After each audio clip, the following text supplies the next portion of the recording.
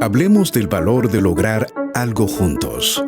Es tener el propósito de formar profesionales y encontrar los recursos para que esto se lleve a cabo.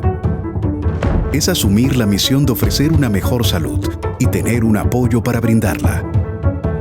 Porque quienes siembran sueños para muchos merecen el impulso para seguir cosechando.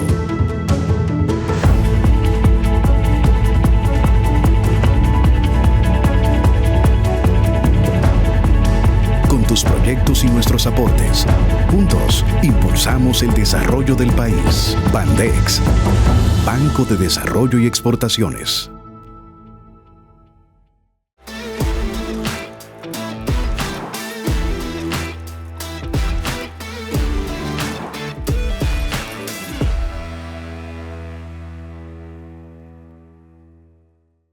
¿Cómo están? Bienvenidos a un nuevo episodio de Dentro del Cerebro, un podcast de Cerebros Políticos. Es como siempre, para mí, para todo el equipo, un placer estar con todos ustedes. Les invitamos a formar parte de esta plataforma a través de las redes sociales, particularmente YouTube, no solamente para que compartan y comenten, como ustedes entiendan, esa es la democracia, pero que también se suscriban y le den a la campanita para que les llegue de primera mano el contenido que tenemos para ustedes cada semana.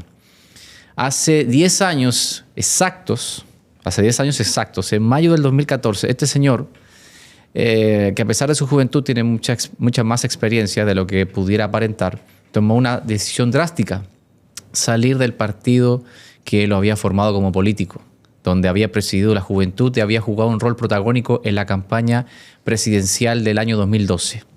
Tomó la decisión de ir a formar un nuevo partido, el Partido Revolucionario Moderno. Hoy es fácil decirlo porque están en el poder y se han reelegido con el voto de la gran mayoría de los dominicanos. Pero en aquel momento todo era incierto y apostó a un nuevo partido donde sus ideas y sus convicciones pudieran verse plasmadas. Hoy es servidor público, exitoso, fue diputado muy joven y preside ahora dos organizaciones o dos instituciones. Por un lado es honorífico y por el otro ha rendido sus servicios desde el año 2020. Me refiero a nuestro nuevo amigo de este espacio, Jean Luis Rodríguez. Bienvenido. Muchísimas gracias, Felipe. Un honor estar acá en este maravilloso espacio que sin lugar a dudas viene a contribuir y a fortalecer enormemente la democracia del país y el pensamiento político de los dominicanos y dominicanas. Gracias. Y lo dije bien, hace 10 años pasó todo esto, ya hablaremos un poquito de ello. Totalmente. Me vas corrigiendo si me equivoco en algún dato, pero hago la tarea e investigo con quién estoy hablando, además de todo lo que he podido conocer de ti en estos últimos 4 años. Ya, Luis, primero que todo, ¿cómo fue el proceso? ¿Cómo lo viviste? Esta reelección del presidente Abinader, había gente que hablaba de casi un 70%, finalmente fue un 57%, lo cual es bastante, y a una distancia de 26 puntos del segundo lugar. ¿Qué te pareció ese domingo 19 de la noche? Bueno, me tocó jugar un rol bastante activo durante lo que fue esta campaña electoral. Por un lado, siendo enlace de la provincia de Monteplata, que en un momento era una de las provincias que se veía con mayor dificultad para lograr el objetivo, no solamente de ganar la presidencia, sino de ganar la senaduría de esta provincia. Gracias a Dios y al esfuerzo que se pudo realizar durante toda la campaña, logramos ganar la senaduría en Monteplata y ganar 2 de las 3 diputaciones que estaban en juego en esta provincia. A su vez, me correspondió dirigir lo que fueron los trabajos de doña Raquel Peña como candidata nueva vez a la vicepresidencia de la República. En nuestro caso, la segunda oportunidad en que le acompañamos en ese sentido, porque para el año 2020 también nos correspondió caminar todo el territorio nacional con ella y ahora hicimos un esfuerzo similar.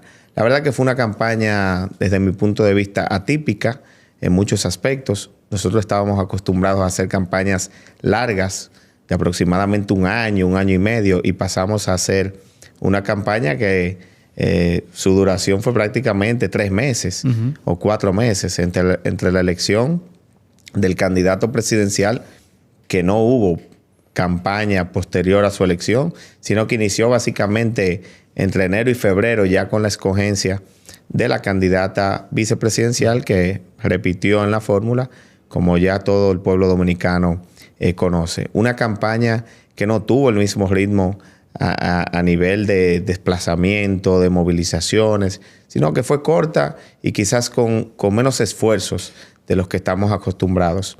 Realmente, hablar de un 70%, como ya lo han dicho algunos científicos, como nosotros le llamamos, ¿verdad?, a los asesores que participan en las campañas, coincido con ellos que lo han dicho posteriormente. Entiendo que no fue algo muy estratégico en su momento, porque dio un sentido de triunfalismo a muchos compañeros del partido y muy probablemente, digo muy probablemente, porque no quisiéramos afirmar algo en su totalidad, pero en mi experiencia política sí lo creo así, de que hubo una desmotivación en el sentido de que no era tan necesario trabajar. Claro. Y que no hubo ese esfuerzo que estamos acostumbrados a dar cuando hemos estado en la oposición. No hubo el mismo esfuerzo. Y por eso, evidentemente, quizás no se logró un porcentaje mayor al que se logró. Pero sí hay algo que también tenemos que valorar y agradecer del pueblo dominicano, es que premió, reconoció y aceptó como bueno y válido lo que ha sido el gobierno del año 2020 al 2024 del presidente Luis Abinader, y que reafirmó de que cree en este gobierno, de que cree en el presidente, de que cree en un grupo de funcionarios que hemos hecho un gran esfuerzo para mejorar nuestro país, y se reafirmó siendo la segunda votación más alta en reelecciones que se ha dado en la República Dominicana. Jan, sin duda sabes convivir con la realidad de ser opositor, porque después de esa dolorosa derrota en el 2012, te supiste reinventar junto a muchos militantes y dirigentes para ir a formar el PRM de la nada. Y luego en el 2016 había quizás menos posibilidades. Siendo objetivos, la verdad que era muy difícil vencer al entonces presidente Danilo Medina. Mira cómo es la historia y cómo están ambos candidatos de entonces. Uno está arriba y el otro evidentemente está abajo. En ese sentido, ¿te preocupa un poco, ya que has vivido el proceso del 2012 de manera activa, el 2016 de manera activa, el 2020 de manera activa y el 2024 de manera activa? ¿No te preocupa un poco el hecho de que, si ves los resultados de votación en totales, quizás la abstención es un tema que de alguna manera ha ido calando en la opinión pública? De hecho, ahora se habla hasta de proyectos de ley de voto obligatorio. ¿Eso no está en la conversación dentro del PRM de cara a un proceso en el año 2028? Mira, yo relajo mucho de que yo tengo más experiencia en oposición que en gobierno. Sí. Que es un relajo es cierto también, porque duramos bastantes años, como tú lo has dicho, trabajando para lograr este objetivo de llegar al gobierno. Pero la verdad que el tema de la abstención en República Dominicana, si tú ves los procesos 2002, 2006, 2008, 2012, 16, 20, y ves los porcentajes de abstención, tanto a nivel de la parte congresual y municipal, que en un momento teníamos elecciones separadas, en otro momento hemos tenido elecciones juntas, pero viendo una correlación de esos procesos, te vas a dar cuenta que ha fluctuado bastante, que hemos tenido momentos donde ha habido menos abstención, como hemos tenido momentos donde ha habido mayor abstención, sin importar diferencia de años. O sea, en el 2002 hubo una abstención bastante alta. Sin embargo, casi 20 años después hubo una mejor participación. Ahora hubo una menor participación que para las elecciones anteriores. Entonces no creo que sea un tema que nos deba de llamar hoy día a una mayor preocupación. Sí hay que, creo yo, todos los partidos políticos hacer un ejercicio de cómo nosotros motivamos y educamos a la ciudadanía de la importancia del voto. Porque ese es el único instrumento que tiene el ciudadano para escoger a quienes le van a representar, no importa en el lugar que sea. Estamos hablando de que si usted es del Ceibo, por ejemplo, que es nuestra provincia, y usted quiere que los representen con dignidad, usted tiene que despertarse a votar motivado y votar por propuestas, por aquellas personas que pueden evidenciar la posibilidad de hacer cosas beneficiosas para cada uno de sus territorios. Entonces yo creo que educar en ese sentido es fundamental y que todos los partidos políticos, y entiendo que será parte de la discusión a lo interno del PRM, de aquellos temas que van a ser muchos, que irán surgiendo, pero entiendo que es un tema que tendrá que haber una mayor discusión y una gran profundidad, creo que hay que asumirlo con mucho criterio y motivar, porque realmente quizás a veces nos olvidamos de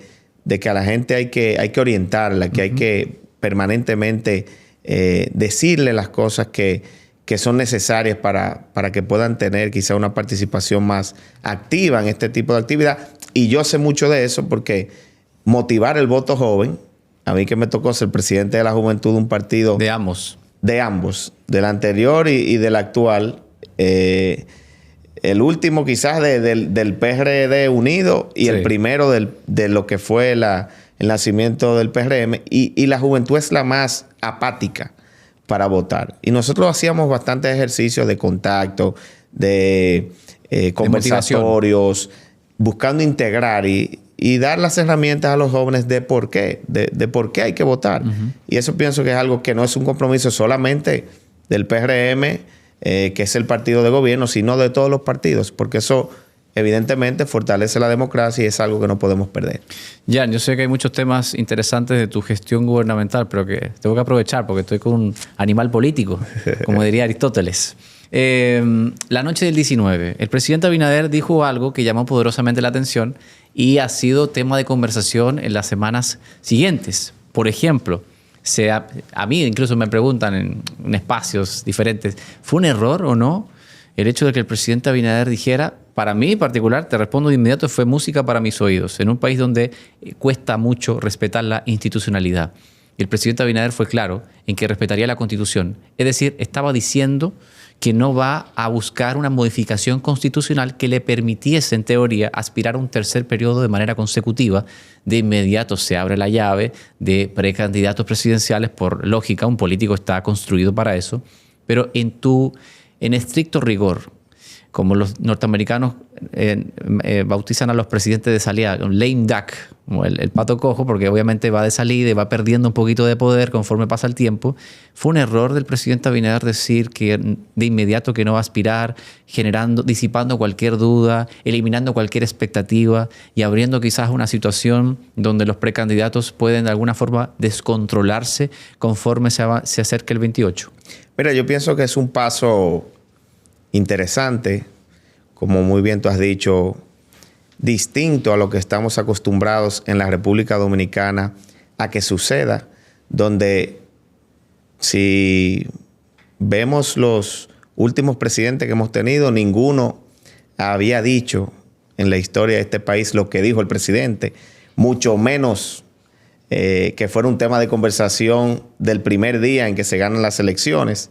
Siempre se dejaba para lo último de lo último, para tomar la decisión que hubiese que tomar en el momento. Y yo pienso que el presidente Abinader quiere dejarle un legado a este país. Es más, yo estoy convencido que el presidente Abinader le quiere dejar un legado a este país con grandes cambios y transformaciones y grandes reformas que no permitan que la politiquería, que el uso y abuso de los recursos públicos que estábamos acostumbrados a ver en campañas electorales sea algo que vuelva a suceder en la República Dominicana. Y él está buscando los mecanismos, tanto legales como de decisión política, para que esto no vuelva a ocurrir en República Dominicana. Y estamos hablando de un presidente joven, porque a veces al presidente le vemos unas canitas que son quizás de la experiencia acumulada y pudiéramos pensar que el presidente es de avanzada edad, el presidente es cincuentón. O sea, no es un presidente que si calculamos, si vemos a la edad que aspiró nuevamente Leonel Fernández, al presidente le quedan muchos procesos para llegar a esa edad. Sin embargo, está diciendo que no quiere volver, que él quiere terminar estos 4 años, poner los candados que tenga que poner a la Constitución y permitir que venga un relevo. Para mí, desde el punto de vista político, muy correcto. Está viendo el espejo o se está viendo en el espejo de otros presidentes que pasaron a ser expresidentes, que intentaron imponer un tercer mandato, que de alguna manera cuando han tenido un tercer mandato han salido muy desprestigiados. Entonces yo creo que en una sociedad como la sociedad dominicana, un presidente que realice 2 periodos es suficiente para demostrar lo que puede hacer en favor del país. Yo creo bastante en eso y entiendo que está poniendo un gran ejemplo que ojalá otros líderes políticos puedan emular ese ejemplo y permitan que venga una nueva generación. Yo he dicho que el PRM presidenciables tiene suficientes. Son muchos, no lo digo yo por decir, porque han salido muchos a aspirar, sino yo lo digo porque conozco a cada uno de ellos. Jóvenes con talento, en su gran mayoría, con formación política, formación académica, ya con experiencia de Estado, porque han ido al gobierno a servir junto al presidente Abinader y muchos han hecho una gran gestión de gobierno. ¿Por qué no permitir que en una lucha sana, democrática, participativa, con reglas de juego claras, que ahí entiendo yo que será el papel más importante que jugará el presidente Abinader en su momento, pues que compitan y que aquel que resulte ser el candidato del partido, todos lo abracemos como buenos compañeros y tratemos de que continuemos en el poder, no porque vamos a imponer un candidato, sino porque la buena obra de gobierno del presidente Abinader, de su primer mandato, sumándole que aspiramos a que este sea el que consolide verdaderamente lo que es la visión del presidente y que se haga un gobierno extraordinario, pues que el pueblo dominicano siga apostando y apoyando al Partido Revolucionario Moderno. En el 2020 te designan frente a autoridad portuaria. Y luego en el 2022, encima de todo, como si te faltara, como si te sobrara tiempo, pero símbolo también de la confianza que el presidente tiene en ti, te designa honoríficamente. Es bueno resaltar la parte honorífica porque a veces la gente dice, bueno, claro, pero está cobrando en ambos lados y eso. Al frente de RD Vial. ¿Cómo ha sido tu experiencia de estar como que tener que partirte en dos literal? Más tus roles partidarios. O sea, básicamente tienes una vida completamente atípica para un funcionario porque el funcionario tiene una vida muy ocupada con sus funciones. Ahora tú tienes que ser dos personas y rendir resultados en ambos. Y en ambos espacios hay mucha expectativa. Con las expectativas, por ejemplo, del tema de las nuevas atracciones turísticas del país, en el sur profundo, pero también una nueva dinámica en la economía pesquera y en el RD Vial. Me imagino que más de uno te ha mencionado de cuando el paso rápido falla o algo, se acuerdan de ti, en el sentido de cómo has vivido esta experiencia de tener esas funciones tan importantes de manera simultánea. Mira, ha sido una experiencia de mucho trabajo, de mucho sacrificio de tiempo, que evidentemente el tiempo no alcanza y más en el periodo de campaña fue terrible, porque la verdad que tú hacer campaña, que yo estoy acostumbrado a hacer una campaña 24/7 sin ninguna otra cosa que hacer, a desconectarme de todas mis actividades y dedicarme en cuerpo y alma a la campaña. Sin embargo, ahora no era posible porque el presidente, en un momento yo le dije, presidente, yo quiero tomar licencia e irme a hacer campaña. Y me dijo, no, tranquilo, Jean Luis, que la mejor campaña es un buen gobierno y tú me estás ayudando a hacer un buen gobierno. Entonces, lo entendí en ese momento y no volví a tocar el tema. Y se lo compré y todavía lo creo en eso porque realmente me demostró el tiempo que así era, que lo que había sido un buen ejercicio y debe de ser esa la mentalidad también hacia el futuro y por eso estamos defendiendo con gallardía que ahora hay que hablar de campaña, no hablar de ninguna otra cosa. ¿Pero qué trato de hacer? Bueno, primero, en Autoridad Portuaria Dominicana, mis inicios fueron bastante difíciles, una institución que históricamente ha tenido muchas situaciones financieras, de funcionamiento, muchas debilidades institucionales. ¿Qué intentamos desde el inicio? Bueno, mejorar poco a poco cada una de estas debilidades hasta llegar a un punto que yo te puedo decir que es una institución que para mí, y así los dicen los indicadores también que tiene el gobierno dominicano para medir las instituciones públicas como indicadores de compra que tenemos siempre alrededor de un 100%, indicadores de transparencia que también la mayoría de calificaciones siempre son de 100%, entre otros que encontramos bastante mal, que hoy están bastante bien. Entonces, ya yo te puedo asegurar y a quienes nos están escuchando que es una institución distinta, que funciona prácticamente como una empresa privada donde cada una de las áreas están haciendo lo que hay que hacer. Entonces, en inicio fue conformar un buen equipo, gente eficiente. Quien no era eficiente lo íbamos dejando de lado. Claro. Y apostar a eso, al talento humano, que tenemos un capital humano extraordinario en la autoridad portuaria. Y bueno, llegó el momento en que el presidente, ya en una institución que estaba estable, nos habla del tema de RD Vial y nos pide que le apoyáramos en ese sentido, pues asumimos RD Vial. Ahí nos tocó conformar un nuevo equipo. Había gente que me decía en Portuaria, yo me voy con usted para RD Vial. Y yo le decía, no, lo que está bien, yo no puedo. Aquí los dominicanos utilizan un término de vestir un santo para vestir otro. Eso es algo que se dice aquí. Bueno, pues yo no puedo hacer eso. Aquí tenemos que generar un nuevo equipo con otro tipo de confianza y, bueno, integrarlo a que sean parte de RD Vial. Hicimos eso. Entonces, creamos otro equipo paralelo al que teníamos en la autoridad portuaria, con total independencia de los actores, y hemos logrado mantener ese equilibrio con dos buenos equipos. Si hay algo que yo puedo decirle a cualquiera con plena seguridad, es que no hay nadie que pueda hacer una gestión solo. Hay que tener un buen equipo, gente con capacidad, gente con talento, gente comprometida sobre todo. Y ahí sí yo creo que el rol del liderazgo joven, de liderazgo político, de liderazgo social, se impone bastante. Y que la gente te vea a ti como un referente. Como yo digo, yo siempre tengo que poner el ejemplo.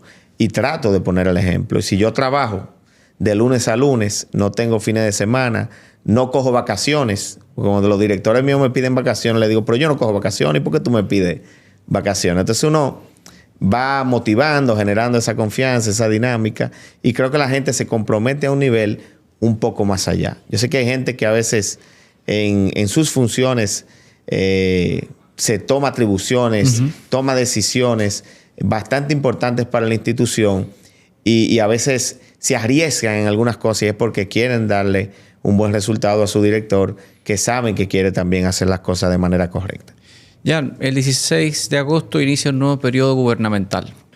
No hay el único que tiene claro o va teniendo claro para dónde va cada quien de sus personas de confianza es el presidente Abinader, que fue electo y ahora designará a un nuevo gabinete o moverá fichas, quién sabe. Solo lo sabremos con el tiempo. Más allá de tus aspiraciones, que tengo la obligación periodística de preguntártelo, pero quiero saber algo antes. Primero, si tuvieras que elegir, si mañana te designan en otra posición y te desprendes del fideicomiso de RD Vial y te desprendes de autoridad portuaria, ¿cuáles serían los logros concretos que te han hecho sentir orgulloso de estos 4 años y de estos 2 años en RD Vial, que pudieras mencionar de manera clara o de manera concreta en ambas instituciones? Miren, Autoridad Portuaria Dominicana, sin lugar a dudas, desarrollo de nuevos polos turísticos con terminales de cruceros de primera, como es el caso de Cabo Rojo. Llevar por primera vez cruceros a Pedernales es algo que quedará plasmado en los libros de historia de la República Dominicana. Despertar nueva vez el turismo en Puerto Plata, en la ciudad de Puerto Plata, en San Felipe, con la terminal de cruceros de Taino Bay, que recibió tan solo el año pasado alrededor de 800,000 cruceristas. Es algo que quedará de igual manera colocado como un hito histórico en la República Dominicana. Desarrollar por primera vez un plan de muelles turísticos y pesqueros a lo largo y ancho de la geografía nacional, habiendo dejado inaugurado alrededor de 13 a la fecha y 2 más que están prácticamente para entrega. O sea, estamos hablando de 15 muelles para los pescadores de la República Dominicana, cuando nunca en la historia se construyó un solo. De 0 pasamos a 15. De 0 pasamos a 15. Y que nadie tuvo la visión. Y eso ha sido parte de la visión de nuestra gestión. Eso, perdón, antes de que pasemos al otro, a RD Vial, eso tenía ¿cómo podemos explicarle a la gente el impacto que esto ha tenido con los 15 muelles en la parte pesquera? Dignificar sobre todo a los pescadores dominicanos. Cuando tú no tienes una infraestructura donde ellos puedan desarrollar su actividad de manera digna, con otras amenidades que le hacemos también, donde ellos pueden limpiar sus pescados, donde les colocamos baños, donde pueden ejercer su actividad de manera digna, donde para partir a pescar es solamente montarse en su embarcación y salir a pescar, no tener que hacer la osadía que muchos hacían, que tenían que llegar con el motor de la embarcación en el brazo, colocárselo a la embarcación, mojarse para poder montarse en la embarcación. O sea, que viene a dignificar realmente y a motivar y ampliar lo que tiene que ser la capacidad de la pesca en la República Dominicana. Porque también en ese plan hemos construido los 2 muelles pesqueros más importantes que se han hecho en toda la historia del país, porque están dirigidos a una pesca más industrial, que es el muelle de pescadores de Puerto Plata y el muelle de pescadores de Río San Juan. Ambos tienen capacidad de recibir grandes embarcaciones pesqueras. República Dominicana, históricamente, la pesca ha sido más artesanal, con lo que nosotros llamamos las famosas yolitas.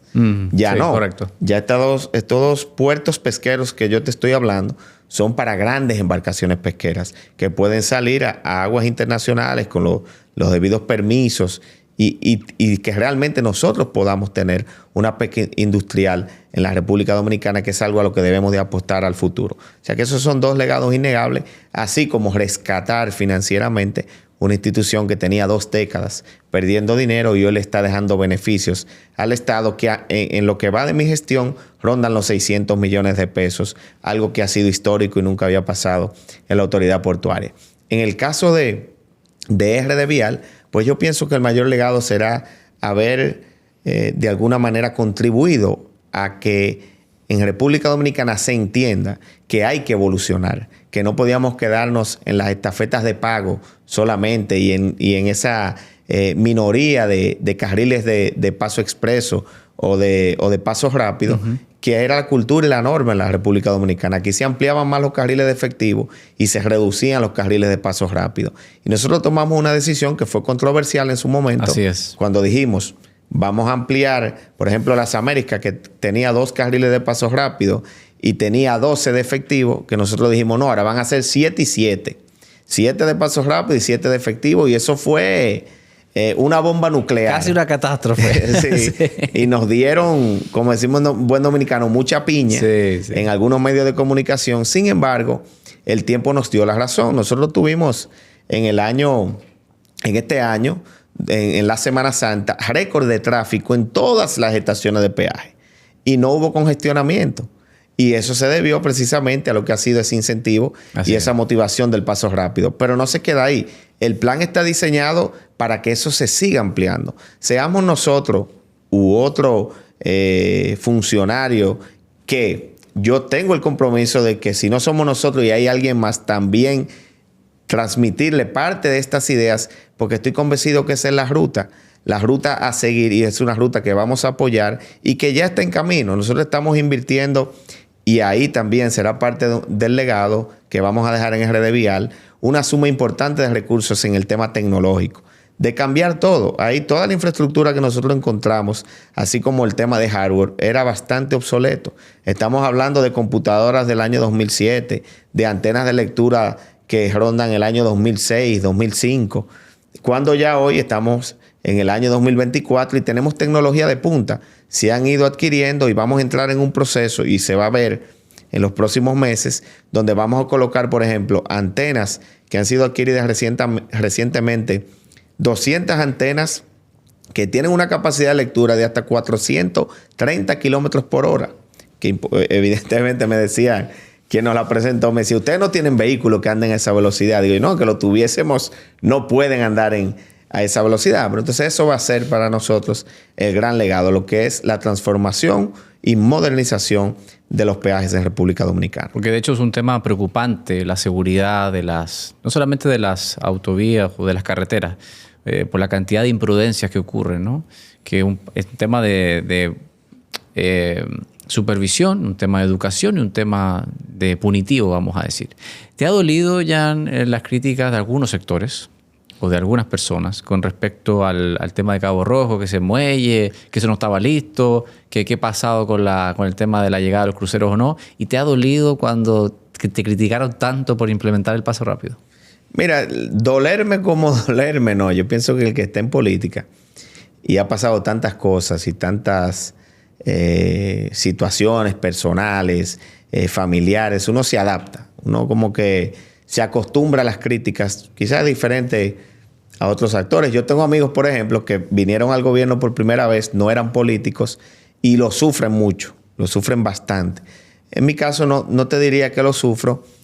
Y sobre todo que cuando tú sabes hacia dónde vas y estás convencido que lo que estás haciendo está correcto, pues yo pienso que no hay que temerle a las críticas. Yo no le tengo temor a las críticas. Yo me meto en temas, y lo digo llano así, me meto en problemas con plena conciencia de que el resultado de lo que viene, quizás en términos comunicacionales, no va a ser el más simpático o el más agradable, pero me considero con la responsabilidad de tomar decisiones. Y yo pienso que eso ha sido un éxito también para nosotros en las dos funciones que hemos ocupado, de que yo tomo decisiones. Decía un día alguien que yo le tengo mucho cariño, que es el expresidente Hipólito Mejía, que es muy pragmático y la gente lo conoce por su pragmatismo y su sinceridad quizás en cómo aborda muchos temas. Decía, el político que no toma decisiones no avanza. En política hay que tomar decisiones. Y él me ponía el ejemplo de Caucedo.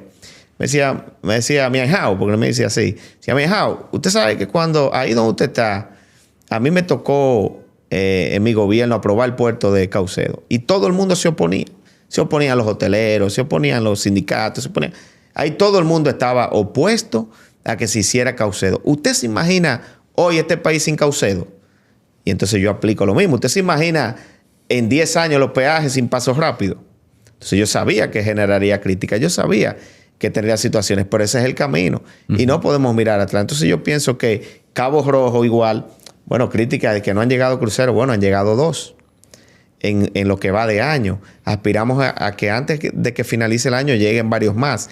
Pero yo estoy seguro, y que quede escrito por ahí, que para el año 2028 superará el 500,000 de visitantes ese puerto de Cabo Rojo. Entonces, es normal, pero el tiempo, cuando son acciones como estas, terminan dándonos la razón. Jan, hablábamos hace un ratito de los precandidatos y hay gente que te menciona. Tengo que preguntarte de manera directa, ¿qué visualizas para el año 2028? Es decir, un político está construido para alcanzar el poder y quedarse en el poder la mayor cantidad de tiempo posible. ¿Estás visualizando eso para ti de alguna manera particular? Quizás un retorno al Congreso Nacional donde te desempeñaste exitosamente como diputado, gobierno central, o cuál sería, digamos, esa visualización para ti en el futuro inmediato. Mira, yo agradezco a mis compañeros de partido enormemente. A aquellos que cada vez que hay cualquier comunicado de prensa, que hay post en redes sociales, que a uno lo involucran de alguna manera en este tipo de aspiraciones, pues uno agradece que gente piense en uno y que vea que uno pudiera en algún momento alcanzar una posición como esta. Pero siéndote honesto, yo soy, lo he dicho y lo reitero, de opinión que este proceso es extemporáneo. Lo que se está viviendo quizás con algunas figuras del partido que yo quiero y respeto, quizás de adelantar esto, creo que no es correcto. Aquí el pueblo dominicano reafirmó su confianza en el presidente Abinader, reafirmó su confianza con cada uno de nosotros para que hagamos un buen gobierno. Y no es verdad. Yo sé hacer campaña, me ha tocado dirigir 3 candidaturas vicepresidenciales, Carolina Mejía en el 16 y las 2 de Raquel Peña 2020-2024. Ser presidente de la juventud. He caminado el territorio nacional como nadie. Y sé que una campaña no tiene que ser una campaña de 3 años ni de 4 años. Una campaña se realiza en 1 año. Entonces, hay que trabajar, hay que hacer un buen gobierno. Y el tiempo y las circunstancias dirán qué es lo que le conviene al PRM, quién conviene que sea su candidato a la presidencia. Entonces entiendo que hablar de eso, de aspiraciones en términos legislativos hacia la presidencia de la República, es bastante temprano. Creo que no es momento de eso. Es momento de que nos enfoquemos y evidentemente en política, otra cosa que también he aprendido a mí, siempre gente con más sabiduría que uno me decía, ya Luis, a eso no se aspira. A eso es lo único que no se aspira. Sin embargo, se trabaja para eso y se puede llegar a eso. Entonces yo tengo eso bastante claro. Y mi mamá, desde que yo era muy jovencito, me decía, mira, ustedes saben que yo vengo de una familia política. Mi padre en un momento llegó a tener un muy buen posicionamiento político en la actividad política dominicana. Y mi mamá me decía a mí, mira, yo recuerdo que tu papá cuando estaba en su mejor momento, venía mucha gente a decirle aquí que tenía que aspirar a presidente. Así van a empezar a decirte a ti algún día, mira, Tú tienes que aspirar a presidente. Tú tienes que aspirar a presidente. No te lleves de eso. No te lo vayas a creer. No te lleves de eso. No es que tú no trabajes para eso, pero tampoco te lo vayas a creer. Entonces, yo tengo eso bastante claro. No tengo quizá como alguna gente. Bueno, se lo dicen mucho. ¿Qué me lo dicen en reiteradas oportunidades. Que uno cree que pudiera trabajar y también, pero entiendo que cada cosa tiene su momento, que no hay que desesperarse, que vamos a trabajar para que el presidente Luis Abinader haga un buen gobierno y en su momento, con la misma sensatez política que históricamente a mí me ha caracterizado, pues tomaremos la decisión que sea más pertinente y más conveniente para el futuro del Partido Revolucionario Moderno. Mujer sabia esa, ¿eh? Por experiencia lo dice además. Sí. Ya, sabes que muchos jóvenes miran el podcast o siguen a Cerebros Políticos. Incluso he tenido la suerte de que algunas personas me han comentado que a través de los eventos Cerebros Políticos como que se han entusiasmado con la actividad. Entonces, mirando a aquellos jóvenes que se están iniciando en la juventud de los partidos o están de alguna forma simpatizando con los ideales de algunas fuerzas políticas, si tú pudieras luego, sigue siendo joven, pero ya no somos jovencitos, no tenemos 18 o 20 años. Ya me pasé de la edad, ya hasta los 35. Sí, hasta los 35. Cumplí 36, te debo decir que me dio casi una depresión sí, ese día. Sí, porque el sentimiento... Ya estamos cruzando otra vertiente. Pero si pudieras aconsejarlos de qué lecturas o en qué formarse, vamos a decir, que te haya inspirado a lo largo de estos años, sería muy bueno para ello escuchar de una persona con tu recorrido. Mira, yo pienso que el joven político tiene que agotar muchos procesos. Evidentemente, la formación es muy necesaria. Hoy lo conversaba yo con alguien y le comentaba del tema. Le decía, mira, a veces hay políticos que por el proselitismo político se olvidan de la necesidad de formarse. Entonces, yo pienso que hoy día ya es prácticamente obligatorio, primero, tener una carrera profesional, hacer maestría, prepararte en temas políticos, sociales, económicos, de alguna manera, porque vendrán grandes retos que tú tendrás que enfrentar y tienes que tener mínimamente herramientas. Yo tuve la oportunidad, siendo muy joven, de que, me hicieran vocero de la campaña de Miguel Vargas en su momento. Te estoy hablando 2007. Yo era vocero joven de la campaña y tuve que empezar a conocer temas, a hablar de temas económicos, de temas de congreso, de temas... Entonces, de alguna manera tienes que estar documentándote, leyendo los periódicos, estando al día con las informaciones. Y eso te obliga, ¿verdad? En mi caso, que estudié administración de empresas, recuerdo que tenía un profesor que me ponía a hacer análisis de todos los temas económicos, de las noticias económicas de algunos medios de circulación nacional. Y todo eso evidentemente es muy necesario. Acompañado también ya de un trabajo, que no vayamos a creer que la política se queda solamente ahí, en que vamos a los programas, en que hablamos bonito, en que tenemos un currículo, el mejor de todos los currículos, no, sino que hay que hacer un trabajo de campo también, que hay que llegar a la sociedad, que hay que entender los problemas sociales, que tú no lo ves nada más desde fuera. En mi caso te pongo, por ejemplo, yo recuerdo, yo vengo de una familia clase media, media alta, acomodada, y yo, honestamente, aunque tengo una gran sensibilidad, porque mi familia viene también del sector ganadero, y yo iba al campo jovencito, y llegué a convivir con la pobreza, pero nunca llegué a convivir con la pobreza extrema. Y yo recuerdo que siendo candidato a la presidencia de la juventud, me tocó ir a Jimaní. Y en un recorrido que hicimos por allá, entramos a una zona de pobreza extrema.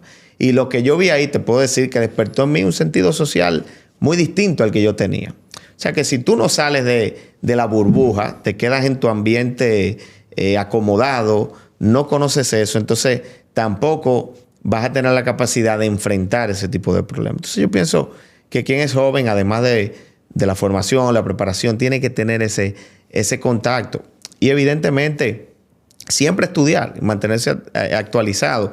A mí me gusta mucho participar en las cumbres, por ejemplo, de comunicación política, que uno aprende bastante. Cómo fue la campaña de tal presidente en México, de tal presidente en Panamá, qué pasó en una campaña, por qué se ganó, por qué se perdió.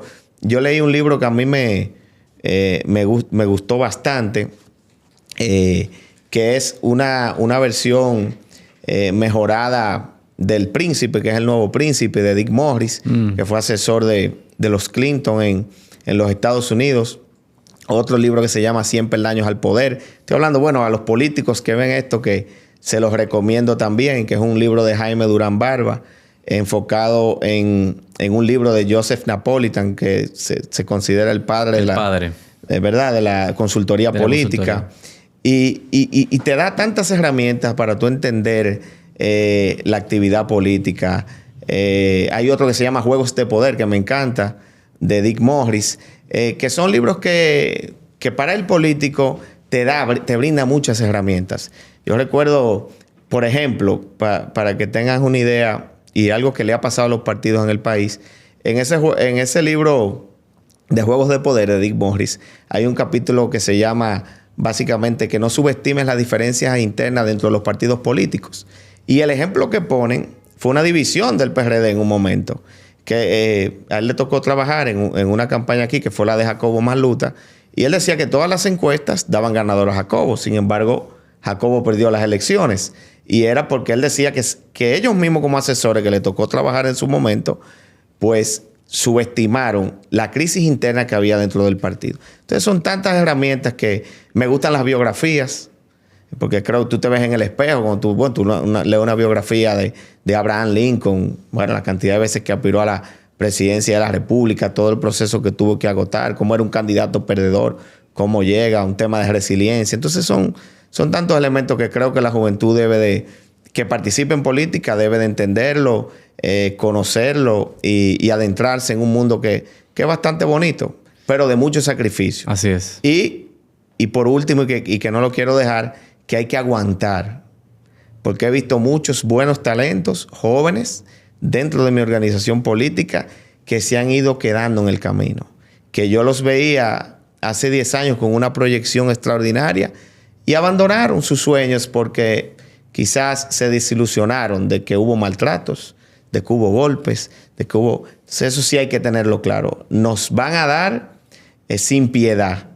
A mí me han dado sin piedad y me continuarán dando sin piedad, pero si decidimos emprender un camino en política hay que ser resiliente, aguantar, y eso es otra parte que le agradezco a Hipólito Mejía. Un día voy yo casi llorando, le digo, presidente, pero que me dan y me dan. Me dice, mire, póngase una piel de cocodrilo y todo lo que a usted le pase por lado, que le revale. Y olvídese que a usted le van a seguir dando, así que acostúmbrese. Y hablando de eso, de la campaña de Miguel Vargas, de Hipólito, de Luis Abinader 16, Luis Abinader 20 y Luis Abinader 24, ¿cuál es tu campaña más memorable en tu memoria y por qué? Mira, yo pienso que la más memorable... A mí hubo dos campañas que para mí quizás son... No sé si quizás porque era más novato, las recuerdo con mayor nivel de participación, pero fueron las de Miguel en el 2008. Yo te puedo decir que conectó bastante con la juventud porque se creó un eslogan que era el MVP, que era Miguel Vargas presidente, MVP. Pero el MVP...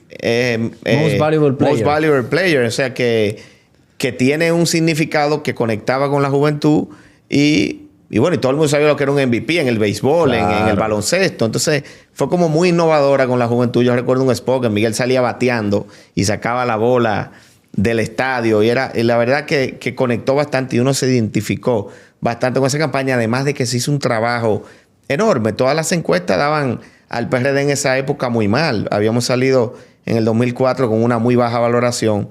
Sin embargo, si tú haces una comparación... Miguel Vargas 2008, Leonel Fernández 2024, te vas a dar cuenta que Miguel alcanzó el 41% con un partido que estaba muy mal. O sea que fue una campaña exitosa.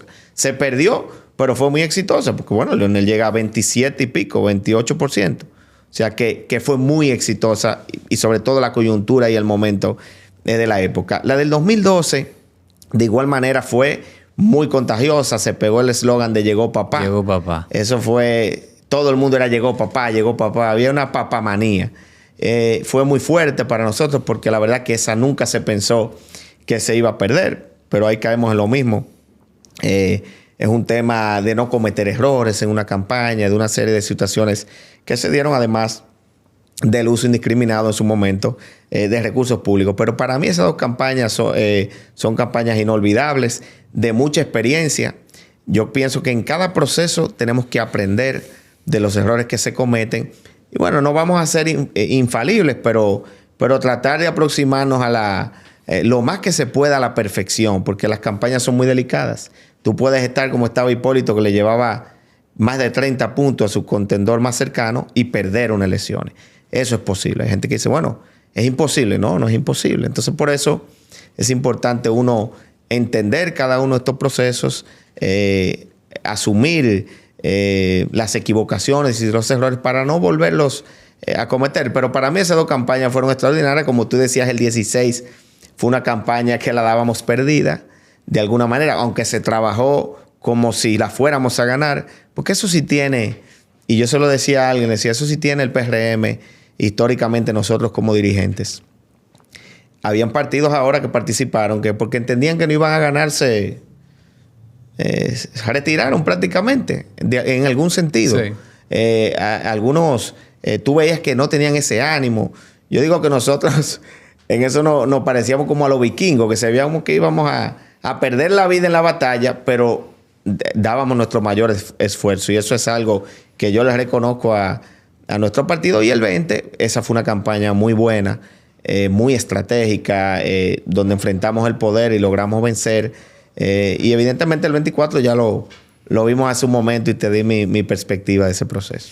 Jan, ojalá que estas convicciones, preparación y compromiso las sigas llevando a otras latitudes. Te deseamos éxito y cuenta con este espacio. Gracias, Felipe, y a todo el público que nos ha seguido en este maravilloso espacio. Y la verdad que agradecido, porque como muy bien hemos visto en esta entrevista, es algo distinto. Lo felicito, lo apoyo y espero que sigan trayendo muchos políticos más a expresar sus ideas y a que se pueda conocer otra parte de nosotros que no sea solamente lo que se ve diariamente en los medios de comunicación. Gracias, Jan. Gracias por esa valoración. Y a ustedes muchísimas gracias y nos vemos en una próxima oportunidad.